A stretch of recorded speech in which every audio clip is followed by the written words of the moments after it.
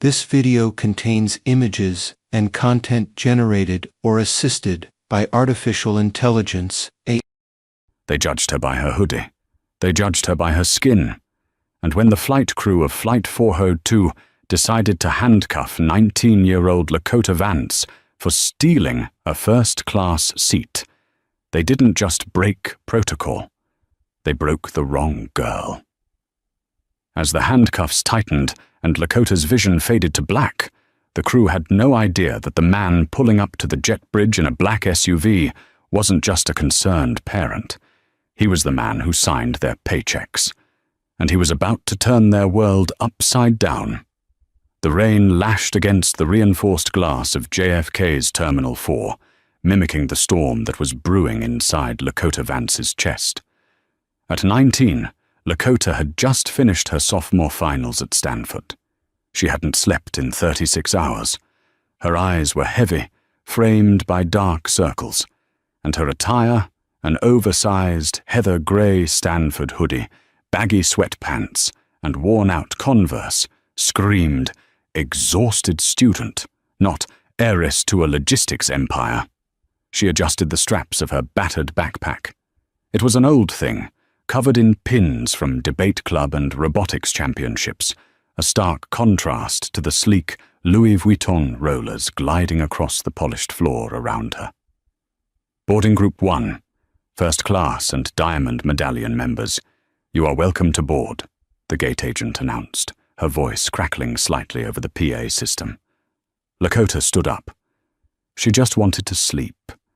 She wanted to sink into the lie-flat seat, put on her noise-cancelling headphones, and wake up in London, where her father, Marcus Vance, was concluding a merger that would reshape the transatlantic shipping industry. He had surprised her with the ticket, first class on Aerolux, the airline his firm had just acquired a 51% controlling stake in, though the deal was still under strict NDA. As Lakota approached the gate, she pulled up her boarding pass on her phone. "Excuse me, honey." A voice, clipped and sharp, cut through the ambient noise.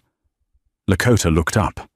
A woman in her mid-50s, draped in a cashmere shawl and clutching a gold-trimmed passport holder, was glaring at her.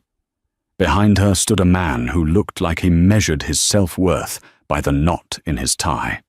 "Group 1 is boarding," the woman said, pointing a manicured finger toward the economy lane. "Group 5 is that way.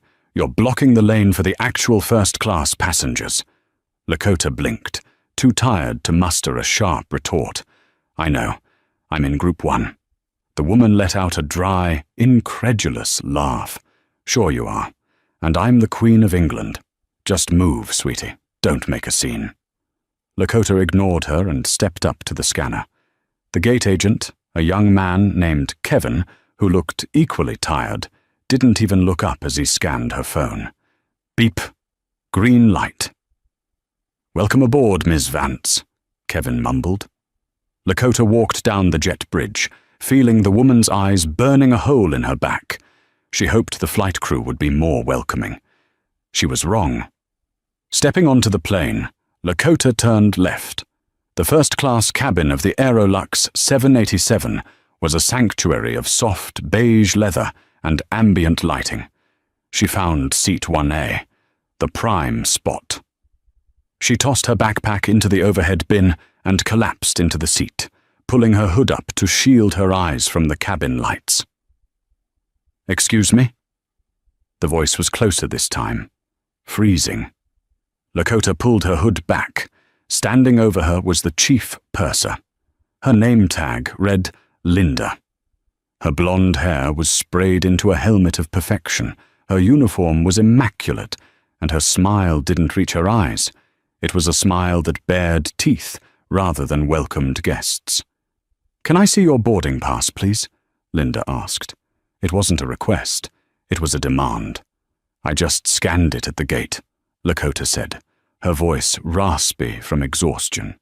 "I understand that," Linda said, her tone dripping with condescension. "But we have a discrepancy with the manifest. Seat 1A is reserved for a VIP, and typically—" Linda's eyes scanned Lakota's hoodie and sneakers with open disgust. Our first-class guests adhere to a certain standard of dress and decorum. I have a ticket, Lakota said, reaching for her phone. Her hands were shaking slightly, a symptom of the hypoglycemia she managed carefully, which was currently flaring up due to her skipped meals during finals week. Phone's dead, Lakota muttered, tapping the black screen. I just need to plug it in. Linda crossed her arms. So you don't have a boarding pass to show me? I scanned it. Ask the gate agent, Kevin. Kevin is busy boarding the rest of the plane. Listen. Linda leaned in, her voice dropping to a conspiratorial whisper that was somehow louder than shouting. I know how this works. You see an empty seat, you sneak in, hoping we won't notice until takeoff. It's a TikTok trend, isn't it? I'm not a TikTok trend, Lakota snapped, her patience fraying. I'm a passenger. My name is Lakota Vance. Check your iPad. Linda didn't check her iPad. Instead, she signaled to another flight attendant, a burly man named Todd who was organizing the galley. Todd moved down the aisle, his presence looming over Lakota. Problem, Linda? We have a squatter, Linda said, smoothing her skirt. Refuses to show a ticket. Claims her phone is dead, and she's getting aggressive. Aggressive? Lakota felt the heat rise in her cheeks. I am not getting aggressive. I am trying to sleep. I am diabetic. My blood sugar is low, and I just need some orange juice, and for you to check the manifest. Don't play the medical card with me, Linda scoffed. If you were really sick, you wouldn't be trying to scam a free ride to London. You need to grab your bag and move to your assigned seat in economy, or you need to get off the plane. Now. I am not moving, Lakota said, her voice trembling but firm. She gripped the armrests. I paid for this seat. Well, my dad did. And I'm not moving. Linda's eyes narrowed. She tapped her earpiece. Captain, we have a level 2 security issue in the forward cabin. Non-compliant passenger refusing to vacate 1A.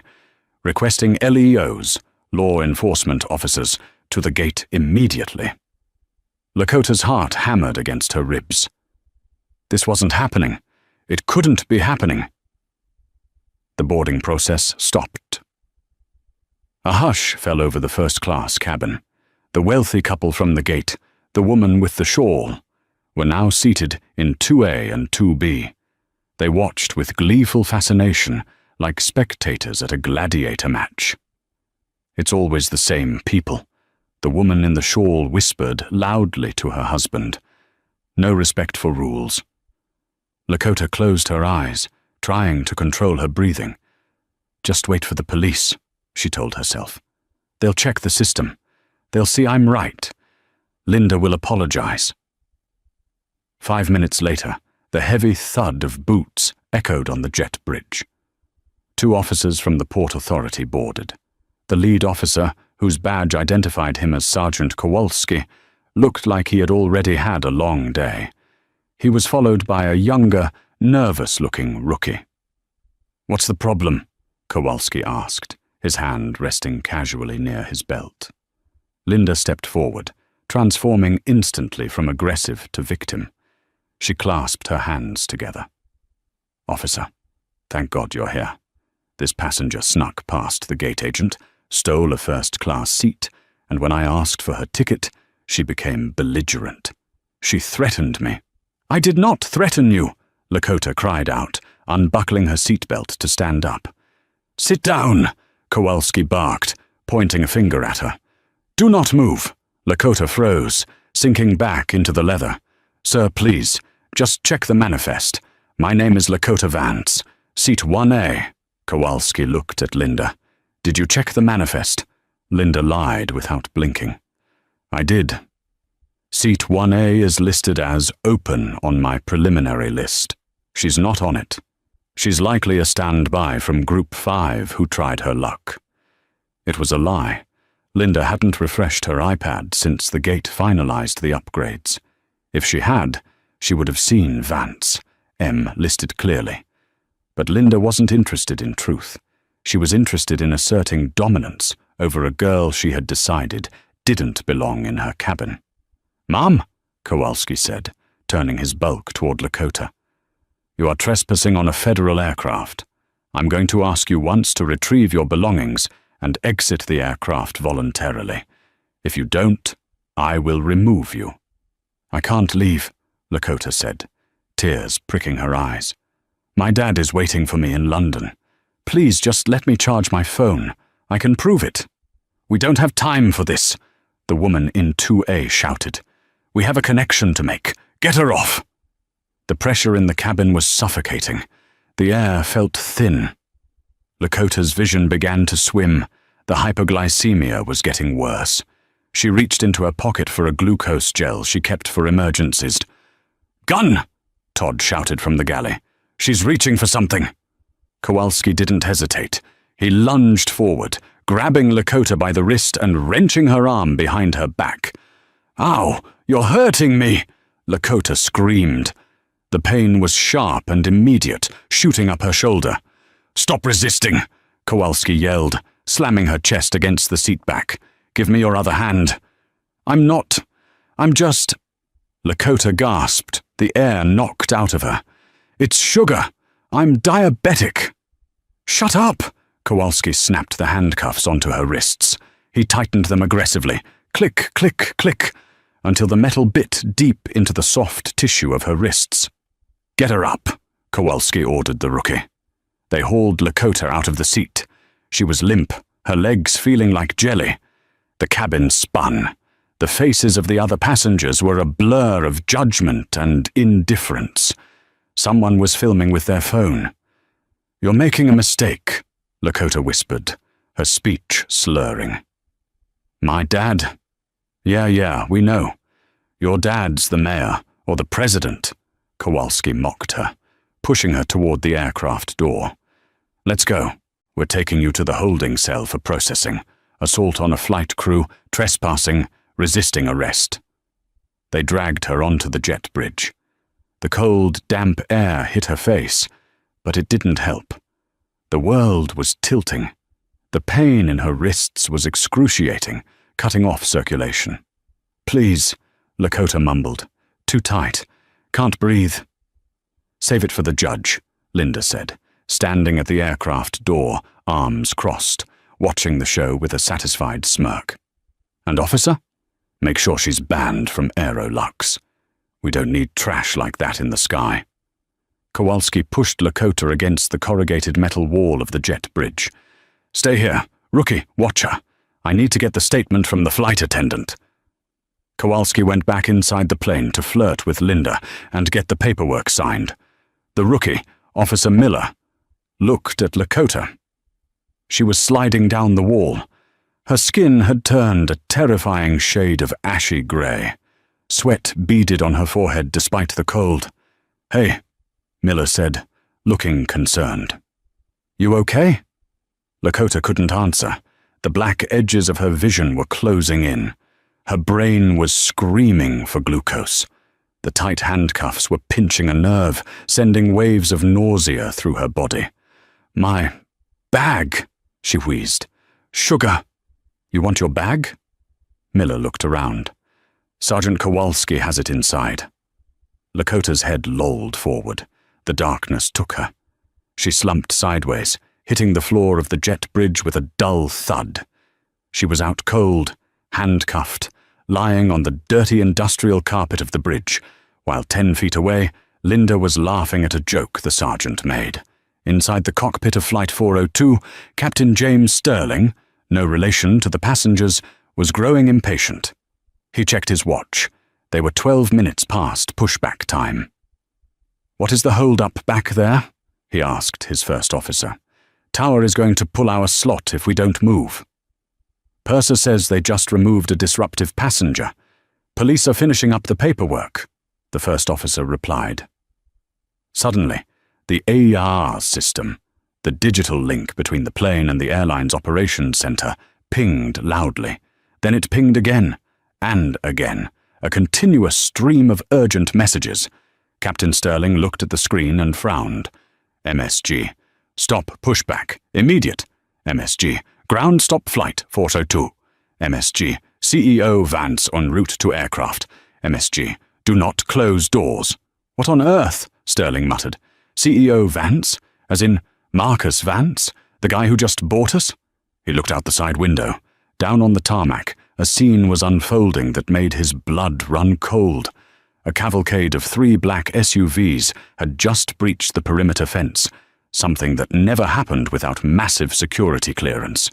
They were tearing across the tarmac, lights flashing, ignoring the speed limits, heading straight for the gate of Flight 402.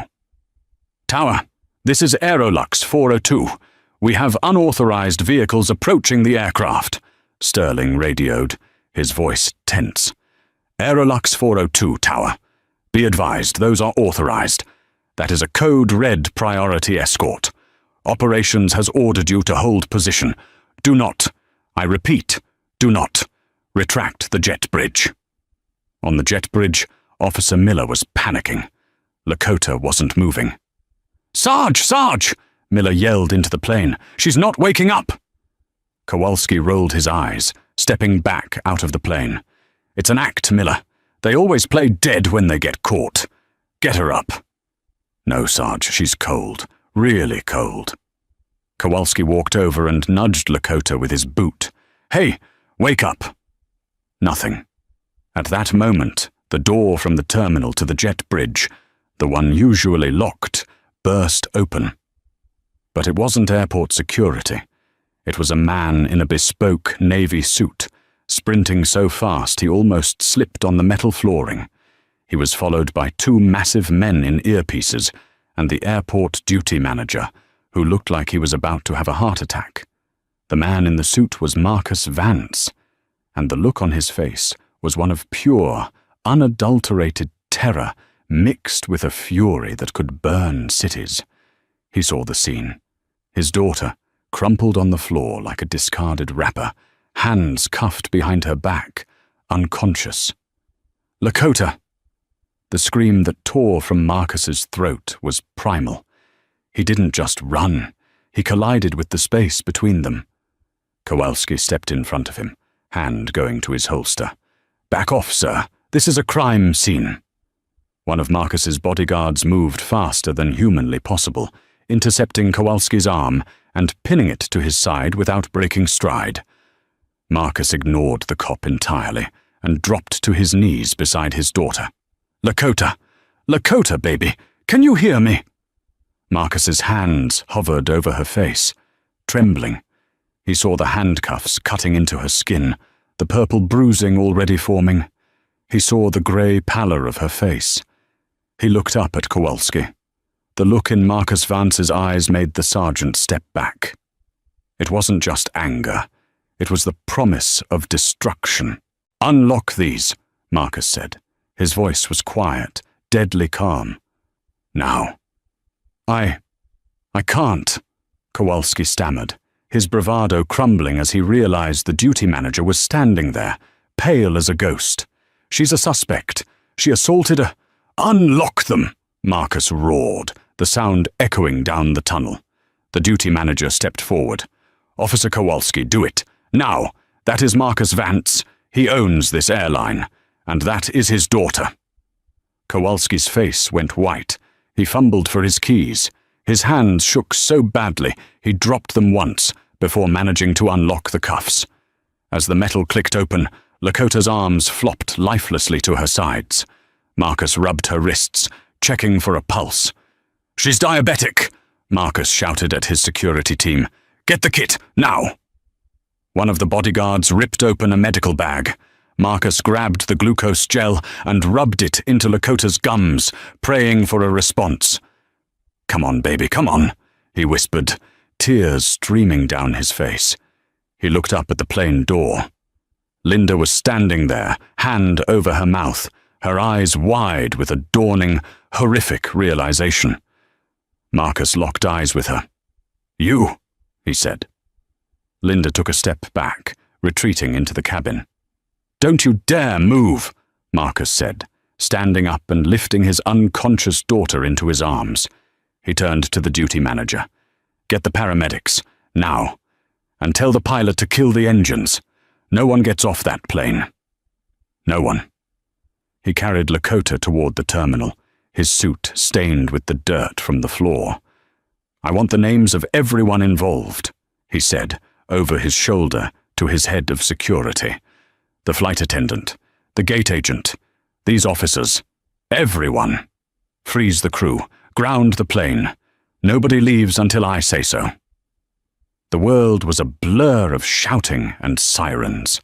The sterile white lights of the terminal were blinding as paramedics swarmed the jet bridge.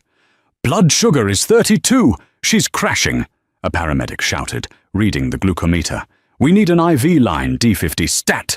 Get the glucagon ready just in case."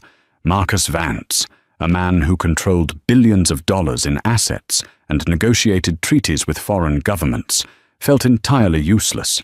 He was kneeling on the hard industrial carpet, holding Lakota's cold hand. "Stay with me, Lakota. Daddy's here," he whispered, his voice cracking. He brushed a stray hair from her forehead, which was clammy with cold sweat. Behind him, the scene was chaotic. Officer Kowalski was pacing nervously, his face pale. The rookie, Officer Miller, was standing at attention, looking like he wanted to vomit. The duty manager, a man named Mr. Henderson, was on his radio, his voice trembling as he spoke to the control tower. "Sir," the lead paramedic said to Marcus, "we need you to step back so we can work." Marcus didn't want to let go, but he nodded. He stood up, his knees cracking. He stepped back, wiping a hand over his face. When he lowered his hand, the terror in his eyes was gone. In its place was a cold, calculated fury that terrified his security detail more than any shouting match ever could. He turned to his head of security, a former Navy SEAL named Garrison. "Is the plane secured?" Marcus asked. His voice was devoid of emotion. It was the voice he used right before he hostile took over a company and fired its board. "Yes, sir," Garrison replied. "Captain Sterling has cut the engines. The doors remain open, but no passengers are allowed off. We have 2 agents at the aircraft door and 2 at the top of the jet bridge." "Good." Marcus adjusted his cuffs. "And the police?" "The airport police chief is 5 minutes out. He's asking for a sit rep." "Tell him the sit rep is that his officers just assaulted my daughter and nearly killed her. Tell him if he wants to keep his pension, he better bring the internal affairs team with him." Marcus looked down at Lakota. The paramedics had found a vein. The dextrose was flowing, her eyelids fluttered.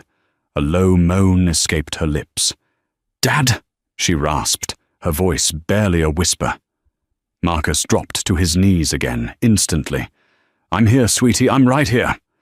I didn't steal it," she cried softly, tears leaking from her closed eyes. "I had a ticket. They hurt me." "I know, baby, I know." Marcus kissed her forehead. "You just rest. The ambulance is going to take you to Mount Sinai. I'll meet you there." "Don't leave me," she panicked, gripping his hand weakly. "I have to finish something here first," Marcus said, his jaw tightening. "I have to make sure this never happens to anyone else. Garrison will ride with you. I will be right behind you, I promise." As they loaded Lakota onto the stretcher, Marcus stood up. He watched them wheel her away, the red blanket stark against the grey walls. Once she was out of sight, he turned slowly toward the open door of the aircraft. Inside Flight 402, the atmosphere was thick with confusion and irritation. The passengers in economy were grumbling about the delay. The passengers in first class, however, were silent. They had heard the screaming. They had seen the man in the suit. Marcus walked onto the plane. He didn't look like a passenger. He looked like an executioner. He stopped in the galley. Captain Sterling was standing there, along with the first officer. They looked terrified. Linda, the chief purser, was busy aggressively rearranging champagne flutes, refusing to look at the door. "Captain Sterling," Marcus said. He didn't shout. He didn't have to. "Mr. Vance," Sterling stammered. I had no idea. The manifest just said." "The manifest," Marcus repeated. He walked past the pilot and stood in the aisle of the first-class cabin. He looked at the passengers. In set 2A and 2B sat the wealthy couple, the woman in the shawl and her husband. They were sipping pre-departure mimosas, trying to act unbothered. "Everyone listen to me," Marcus said, his voice projecting clearly through the quiet cabin. "My name is Marcus Vance. I am the CEO of Vance Global Logistics. As of this morning, I am also the majority owner of Aerolux Airlines." A collective gasp went through the cabin. The woman in 2A choked on her drink. "The flight is cancelled," Marcus stated. "Cancelled?" The woman in 2A shrieked. "You can't cancel it. We have a gala in London. This is ridiculous. That girl was a hoodlum who refused to listen." Marcus turned his head slowly to look at her. He walked over to seat 2A. He leaned down, placing his hands on the armrests, trapping her. "That hoodlum," Marcus whispered, "is my daughter, and she is currently on her way to the ICU because of the ignorance and bigotry displayed in this cabin." The woman's face drained of color. She opened her mouth to speak, but no sound came out. "And you?" Marcus stood up, addressing the whole cabin. "Sat here and watched. You watched a 19-year-old girl in medical distress get assaulted. You filmed it. You laughed." He turned back to the galley. "Linda," Marcus said. The chief purser froze. She turned around slowly. The mask of customer service superiority had cracked. Underneath was pure fear. "Bring me the iPad," Marcus ordered. Linda's hands shook as she unlocked the company-issued iPad. She tried to navigate to a different screen, but Marcus snatched it from her hand. "Unlock it," he said. She tapped in the passcode. Marcus swiped to the passenger manifest for Flight 402. He scrolled to seat 1A. There it was, in clear, bold text. Vance, Lakota. Status, boarded. Tier, VIP owner family. Marcus held the screen up, shoving it inches from Linda's face. "Read it," he commanded. It must have just updated," Linda stammered, sweat breaking out on her upper lip. "Earlier it said, 'Open, I swear.'" "The system logs every refresh," Marcus said, tapping the screen.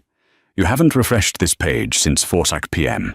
My daughter boarded at 4:45 p.m. You didn't check. You saw a black girl in a hoodie, and you decided she didn't belong." "She was rude," Linda cried out, her voice shrill. "She refused to show a ticket. She was acting suspicious." "She was dying," Marcus roared, finally losing his cool. The sound slammed into the cabin walls. "She was hypoglycemic. She was trying to tell you she needed sugar, and you had her handcuffed." I followed protocol," Linda whimpered, looking to Captain Sterling for help. "Captain, tell him. Security protocol dictates." Captain Sterling stepped forward, but he wasn't there to help Linda. He was there to save himself. "Mr. Vance," Sterling said, his voice steady. "I was informed by the purser that we had a belligerent trespasser who was physically threatening the crew. I was not informed that the passenger claimed to be ill, nor was I told she identified herself as your daughter." Sterling looked at Linda with disdain. "If I had known she asked for medical help, I would have called paramedics immediately, not the police." "You lied to me, Linda." Linda gasped. "I didn't lie. I felt threatened." "Threatened by what?" Marcus asked, stepping closer. "By a hoodie? By her skin color?" "No, I'm not racist," Linda shouted, tears streaming down her face now. "I have black friends. This isn't fair. You're twisting this because you're rich." I'm twisting this because I'm a father, Marcus hissed. He turned to the rest of the crew, Todd and 2 other flight attendants who were huddled by the galley curtains. Did any of you check her ticket? Marcus asked them. Todd looked down at his shoes. No, sir. Linda said she handled it. Did any of you offer her water? Or listen when she said she was sick? Silence. You're all fired, Marcus said. The words hung in the air, heavy and final. You can't do that, Linda screamed. We have a union. You can't just fire us on the spot. Watch me, Marcus said. I'll burn the union contract in court if I have to. But you won't be fired for union reasons. You'll be fired for gross negligence, endangerment of a passenger, and filing a false police report. He turned back to the iPad and tapped the screen a few times. He was accessing the back end of the airline's HR system, a privilege only he and the HR director had. In fact, Marcus said, his voice dropping to a dangerously low volume, I'm going to make sure you never work in the sky again. Not for Aerolux, not for Delta, not for a crop duster in Idaho. Just then, the sound of heavy boots came down the jet bridge again. But this time it wasn't the Port Authority. It was the NYPD, led by a high-ranking lieutenant, accompanied by 2 men in suits, Internal Affairs. They stepped onto the plane. Mr. Vance, the lieutenant asked. I'm Lord Tutu O'Malley. We received your call. Lieutenant, Marcus nodded. He pointed at Linda. I want to press charges against this woman for reckless endangerment and filing a false report leading to bodily harm. He then pointed out the window toward the jet bridge where Sergeant Kowalski was still standing. And I want that officer arrested for police brutality and assault on a minor. Arrested? Lieutenant O'Malley hesitated. Mr. Vance, that's a heavy accusation. Sergeant Kowalski is a veteran officer. I have the footage, a voice said from the back of the cabin. Everyone turned. A young man in Seat 4F, a tech bro type with heavy headphones around his neck, held up his phone. I started recording when she first walked up to the girl, the passenger said. I thought it was going to be a Karen video. But the girl was polite. She asked for juice. She told them she was diabetic 3 times. The flight attendant called her trash and refused to look at her phone. Marcus looked at the young man. Can you airdrop that to me? Sending it now, the passenger said. Marcus caught the file on his own phone. He played it. The audio was crisp. I am not moving. I paid for this seat. My dad did. Lakota's voice was weak, fearful. Don't play the medical card with me. Linda's voice was sharp, cruel. Then the video showed the arrest. It showed Kowalski wrenching the arm of a girl who was clearly nearly unconscious. It showed her slumping against the wall, and the officers ignoring her to chat. Marcus watched it, his jaw clenching so hard a vein throbbed in his temple. He showed the screen to Lieutenant O'Malley. Is that standard police procedure, Lieutenant? To handcuff an unconscious girl while she begs for sugar? O'Malley watched the video. His face hardened. He looked at the Internal Affairs agents. They nodded. No, sir, it is not. O'Malley turned to his officers. Get Kowalski and read him his rights. Linda let out a sob. I didn't know. I didn't know she was sick. You didn't care, Marcus said, turning his back on her. Get her off my plane. As the police moved to escort Linda off the aircraft, she looked around for support. The wealthy woman in 2A looked away. Todd looked away. She was entirely alone. But the drama wasn't over. As Linda was led away in tears, the woman in 2A, clearly feeling that the help had been dealt with and things should return to normal, cleared her throat. Well, she said, adjusting her shawl. Now that the drama is over, Mr. Vance, when can we expect another pilot? We really do have to get to London. Marcus stared at her. He actually laughed, a dry, humorless sound. "You're not going to London," Marcus said. "Excuse me?" I said, "You're not going to London, not on my airline." Marcus pulled out his phone again. "In the video I heard you shouting. Get her off." "You encouraged them. You cheered while a young girl was assaulted." I was just frustrated by the delay," the woman sputtered. "You can't hold that against me." "I can," Marcus said. "I'm banning you. Both of you. Lifetime ban on Aerolux and all its subsidiaries." "You can't do that," her husband shouted, standing up. "Do you know who I am? I'm an investor in—" "I don't care who you are," Marcus cut him off. "Get off my plane before I have you arrested for being accomplices to the assault." He turned to the rest of the cabin. "This plane is a crime scene. Everyone deplane. You will be rebooked on other airlines at your own expense. Aerolux is closed for the day while we restructure our values." The cabin erupted in outrage, but Marcus didn't hear them. He was already walking down the jet bridge, past a handcuffed Sergeant Kowalski, past a sobbing Linda, walking toward the flashing lights of the ambulance that held his daughter. He had burned it all down. But he wasn't done yet. The lawsuit was coming next. The waiting room of Mount Sinai Hospital was a sterile purgatory. Marcus Vance sat in a plastic chair, his expensive suit rumpled, his tie undone. He hadn't looked at his phone in 3 hours, but the world outside was already burning. The video recorded by the passenger in seat 4F had been uploaded. It didn't just go viral, it went nuclear. The video, titled "Aerolux Crew Handcuffs Unconscious Diabetic Teen," had amassed 14 million views in 4 hours. The footage was damning. It showed the stark contrast between Lakota's polite, trembling request for juice and Linda's sneering dismissal. It showed the brutality of Sergeant Kowalski twisting the arm of a girl who was clearly fading out. It showed the wealthy woman in 2A laughing. The internet detectives were fast. Within an hour, Dahosa Justice for Lakota was the #1 trending topic globally. Within 2 hours, Linda's full name and employment history were doxed. Within 3 hours, the identity of the wealthy woman in 2A was revealed. Patricia van der Hoven, a socialite and board member of several high-profile charities. Marcus finally looked at his phone when Garrison, his head of security, handed him a tablet. "You need to see this, sir. The PR team is having a meltdown, but it's working in our favor." Marcus watched a news clip. A CNN anchor was speaking with a legal analyst.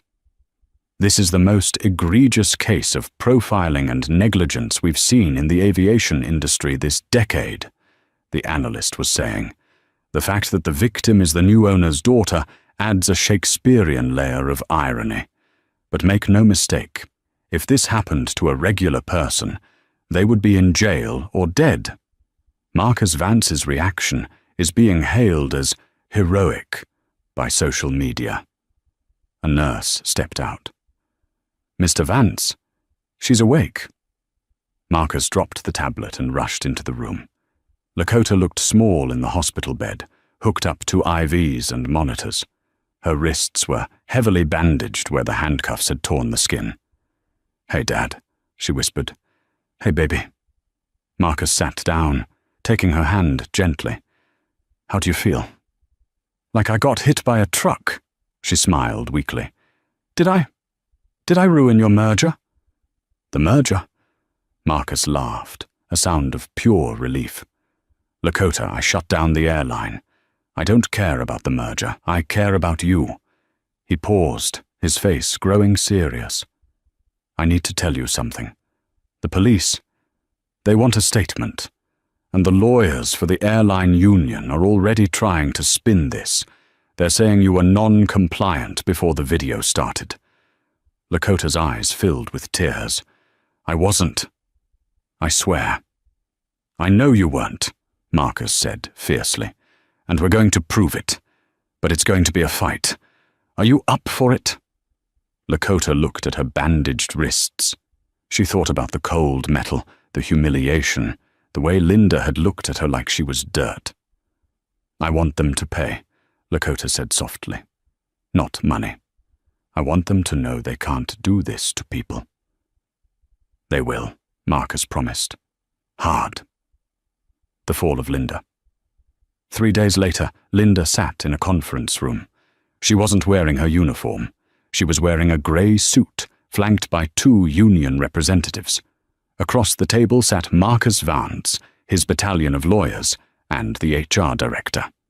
"This is wrongful termination," the union rep blustered. Linda followed protocol. The passenger was undocumented on the manifest at the time of the incident. Linda had reasonable suspicion. Marcus didn't speak. He just pressed a button on the laptop in front of him. A video played on the large screen. It wasn't the passenger's video. It was the CCTV footage from the gate.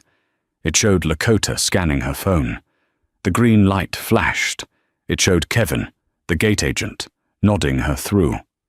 "She was documented," Marcus said, his voice ice-cold. "She scanned in. The system logged it.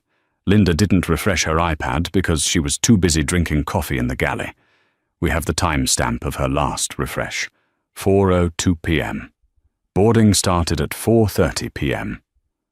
Marcus slid a piece of paper across the table. "This is the flight data recorder audio from the cockpit. We have Linda telling the captain that the passenger was threatening violence. Now, look at the passenger video." He played the clip of Lakota slumping in her seat, whispering, "Please, just check." "Is that violence?" Marcus asked. The union rep fell silent. "We are not only terminating Linda for cause," Marcus continued. "We are suing her for civil damages. And we are handing all this evidence to the district attorney, who is building a case for reckless endangerment." Linda began to cry. "I have a pension. I have 2 years left." "You should have thought about that before you decided my daughter's life was worth less than your ego," Marcus said. He stood up. "Get out of my building." The fall of Sergeant Kowalski. The police union was tougher, but Marcus Vance had resources they didn't. The best civil rights lawyers in the country. The investigation revealed that Sergeant Kowalski had 4 prior complaints for excessive force, all against minorities, all swept under the rug. Marcus leaked these files to the New York Times. The public outcry was deafening. The police commissioner, facing a re-election year and a PR nightmare, threw Kowalski to the wolves. Kowalski was fired. 2 weeks later, he was indicted on felony assault charges. The body cam footage, which Marcus's lawyers forced the department to release, showed him laughing with Linda while Lakota lay unconscious 10 feet away. That clip was the nail in the coffin. Kowalski's wife left him. He lost his pension. He was facing 5 to 10 years in prison. The socialite's demise. Patricia van der Hoven thought she was safe. She wasn't an employee, she was just a passenger. But the internet is cruel. The charity boards she sat on began to receive thousands of emails demanding her resignation.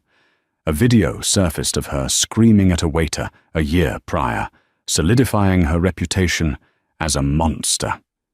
Within a week, she was removed from every board. Her husband's investment firm lost 3 major clients who didn't want to be associated with the Aerolux Karen. She sent a public apology letter to Lakota. Marcus burned it without opening it. The fallout wasn't a ripple, it was a tsunami. The video of Lakota collapsing on the jet bridge hadn't just exposed a single bad flight crew. It had ripped the veil off a culture of arrogance that permeated the entire airline. But for Marcus Vance, the viral outrage was just background noise. The real work, the work of dismantling the lives of those who had hurt his daughter, took place in quiet, air-conditioned rooms where the silence was more terrifying than any scream. The deposition of Linda Thorne. 3 weeks after the incident, the conference room at the law firm of Sterling and Cooper was freezing. Linda Thorne sat at the mahogany table, looking far smaller than she had in the first-class cabin. Gone was the immaculate uniform, the helmet of hairspray, and the sneer of authority. She wore a cheap, ill-fitting blazer, and her eyes were rimmed with red. Across from her sat Marcus Vance. He didn't look at his phone. He didn't look at his notes. He looked only at her. Ms. Thorne, Marcus's lead attorney, a sharp-eyed woman named Rebecca Steele, began. In your initial report, you stated that Ms. Vance was belligerent and threatening. Can you define threatening for the record? Linda shifted in her seat. She wouldn't listen. She kept demanding juice. It felt aggressive. Rebecca played the video on the large monitor on the wall. The sound of Lakota's weak, trembling voice filled the room. Please, I'm diabetic. Just check. Is that the voice of aggression, Ms. Thorne? Rebecca asked, pausing the video on Linda's face, a face twisted in disgust as she looked down at the dying girl. I made a judgment call, Linda stammered. We are trained to look for threats. No, Marcus spoke for the first time. His voice was low, vibrating with a suppressed rage that made the water in the glass pitcher tremble. You are trained to serve passengers. You judged her because of her hoodie. You judged her because of her skin, and because you felt powerful. I lost my job, Linda burst out, tears streaming down her face. I lost my pension. I have a mortgage. Isn't that enough? Marcus leaned forward. You left my daughter unconscious on a dirty floor. You laughed with a police officer while her brain was starving for glucose. If I hadn't arrived, she could have gone into a coma. She could have died. You didn't just lose a job, Linda. You lost your humanity. The legal hammer that followed was absolute. Marcus didn't just sue for negligence. He sued for civil rights violations. The judgment rendered Linda bankrupt. She was forced to sell her home to pay the damages. But the true karma came from the industry itself. Marcus had ensured her name was added to the Do Not Hire blacklist, shared by every major carrier and hospitality firm. 6 months later, a former colleague would spot Linda working the drive-through window at a fast food joint in New Jersey. When the colleague placed an order, Linda couldn't even make eye contact. The Queen of the Sky had been grounded, permanently. The socialite's exile. If Linda's fall was financial, Patricia van der Hoven's was social, a death sentence for a woman whose entire existence relied on perception. Patricia had tried to brave the storm. She released a PR statement, claiming the video was edited out of context and that she was a victim of a stressful travel environment. It was a mistake. Marcus Vance owned a logistics empire, but he also had friends in media. He didn't need to do anything illegal, he just stopped protecting her. The raw footage from the passenger's phone, the parts that hadn't been on TikTok, were leaked. It showed Patricia not just complaining, but mocking Lakota's seizure-like shaking. Look at her twitch, Patricia's voice rang out clearly in the new audio. Probably on drugs. Disgusting. The charity gala that Patricia had been flying to London to attend? They rescinded her invitation publicly. The board of the Metropolitan Arts Council? They voted her out unanimously on a Tuesday morning. But the hardest hit came from her husband, under pressure from his own investors who threatened to pull capital if he remained associated with the Aerolux Karen. He filed for divorce.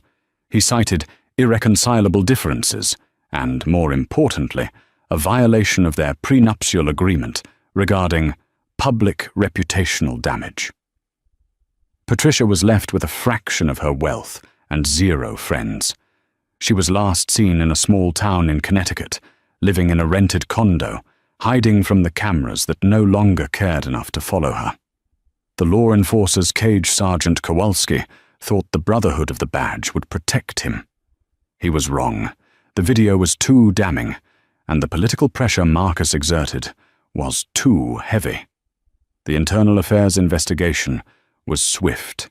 They found that Kowalski had violated 7 different use-of-force protocols, but what sealed his fate was the medical evidence. The bruising on Lakota's wrists was deep enough to cause nerve damage. It was classified as assault with a deadly weapon, because he had used the handcuffs as a tool of torture on a restrained subject. The trial was televised. Kowalski tried to plead qualified immunity.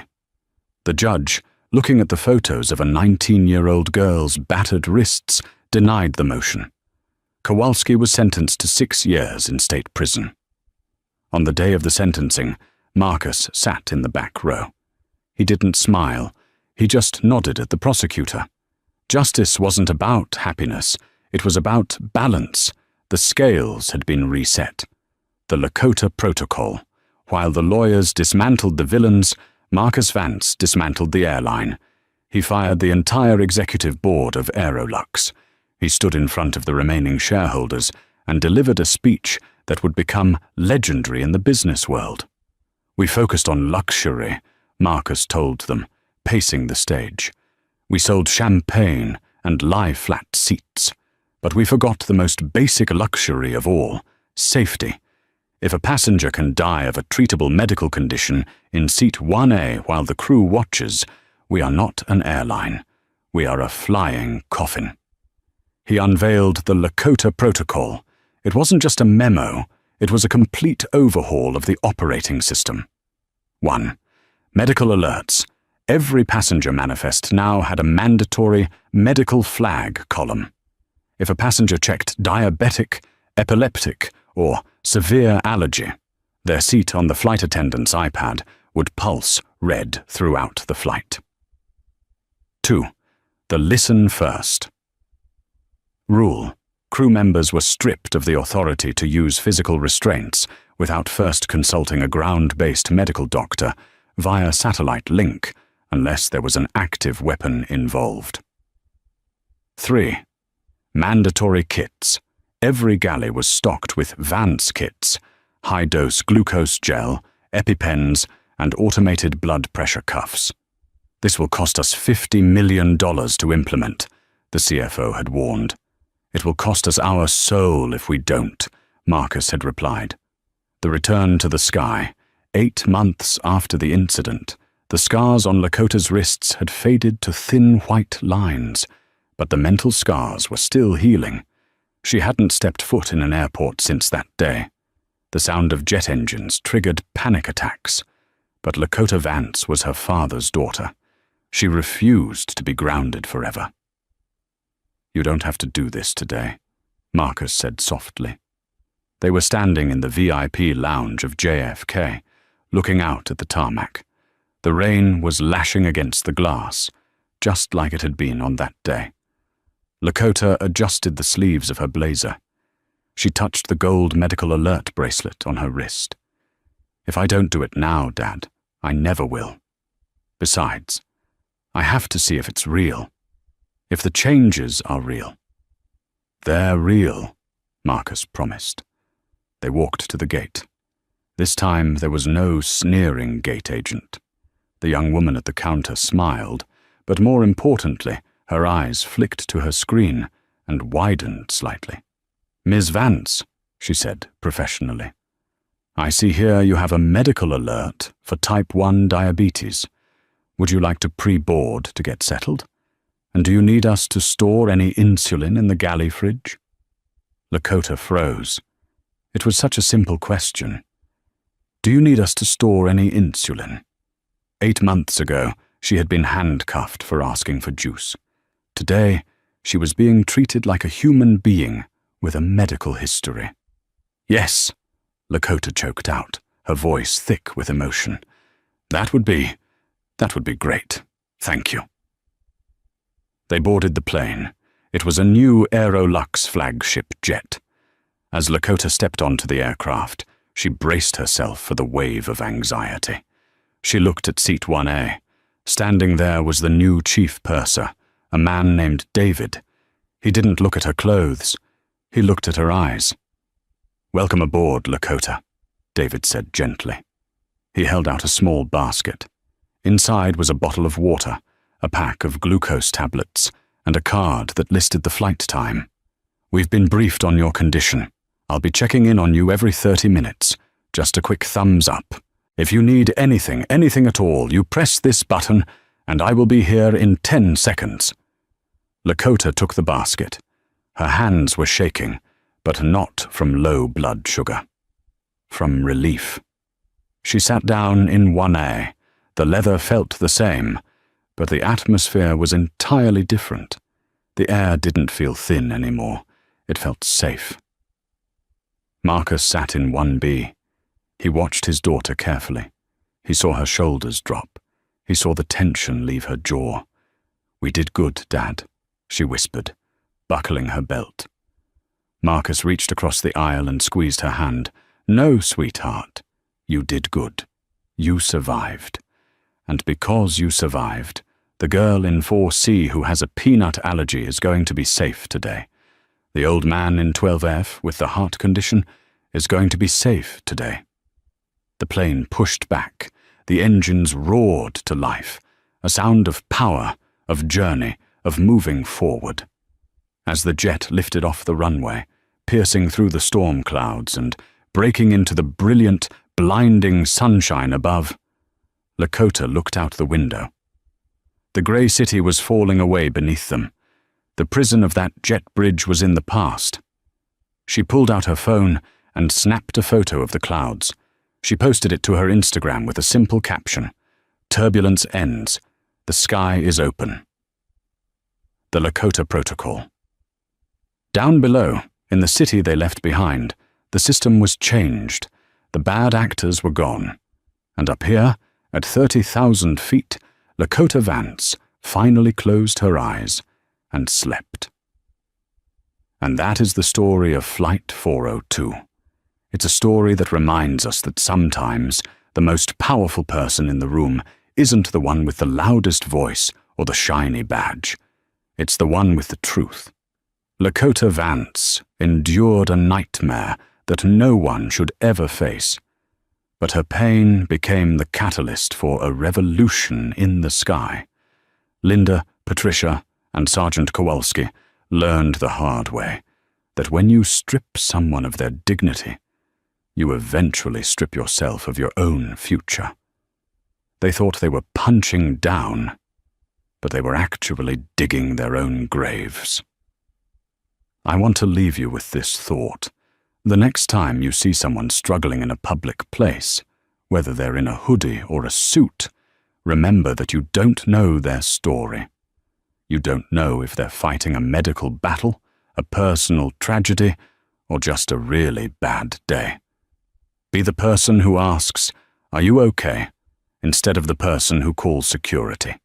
If this story moved you, if you believe in the kind of justice Marcus Vance delivered, please hit that like button. It helps us share these important stories with more people. Subscribe to the channel and turn on notifications so you never miss the next episode of real-life drama.